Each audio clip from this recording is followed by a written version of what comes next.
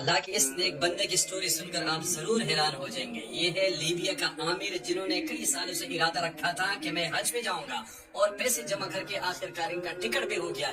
لیکن آگے ہوا کیا، لازمی دیکھیے، 2 منٹ دیجیے ان کو۔ عامر جیسے ہی حج کے لیے ایئرپورٹ پہنچا تو پاسپورٹ میں مسئلے کی وجہ سے ان کو جہاز میں بٹھانے سے منع کر دیا اور تمام مسافروں کا نام لے لے کر سیٹوں پہ بٹھا دیے گئے اور جہاز نے حج کی طرف قرآن بھر لیے۔ لیکن عامر مایوس نہیں ہوا، ویٹنگ روم میں انتظار کرتا رہا اور خدا کے کرشمے کا انتظار کرتا رہا۔ ایئرپورٹ پہ عامر کو لوگ سمجھاتے رہے کہ جہاز اڑ چکا ہے، آپ کا نام نہیں آیا، اگلے سال کے لیے اللہ سے دعا کریں، محنت کریں، اگلے سال آپ جائیں گے۔ لیکن عامر ایک ہی بات کہتا رہا، میں ضرور جاؤں گا، انشاءاللہ میں ضرور جاؤں گا۔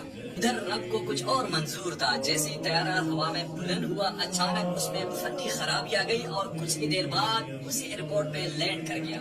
عامر کو جیسے ہی معلوم ہوا کہ جہاز لینڈ کر گیا اور ایئرپورٹ حکام نے ان کو بٹھانے کی اجازت طلب کی تو پائلٹ نے سیڑھیاں کھولنے سے انکار کر دیا۔ کچھ ہی دیر بعد فنی خرابی دور ہو کر جہاز ایک مرتبہ پھر فضا کی طرف بلند ہوا اور اس بار بھی عامر نہیں لے جا سکے۔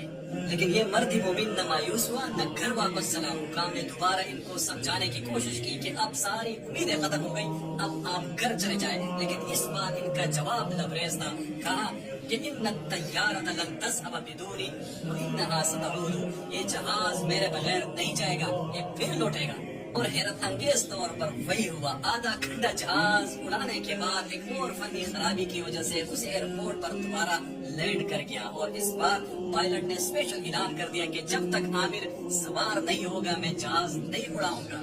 ناظرین، یہ صرف کہانی نہیں ہے، یہ کل کا واقعہ ہے جو پوری دنیا میں رپورٹ ہوا اور سعودی شاہی خاندان نے ان کو اسپیشل استقبال کیا اور جب وہ حجاز مقدس پہنچا تو انہوں نے کہا الحمدللہ میں حرم پہنچ گیا۔